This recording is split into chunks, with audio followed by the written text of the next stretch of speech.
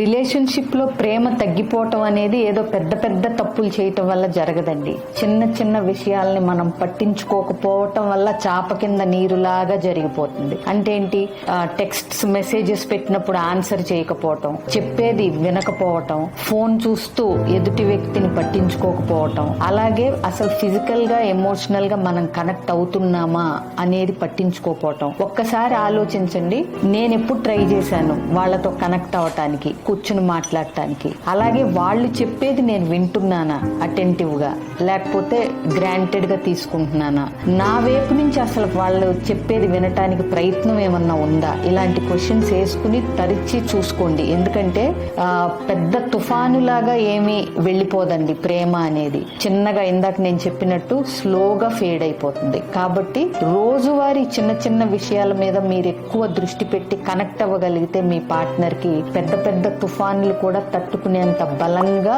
మీ roots వెళతాయి మీ foundation లో. కాబట్టి ఆలోచించండి. Thank you. Download ShareChat.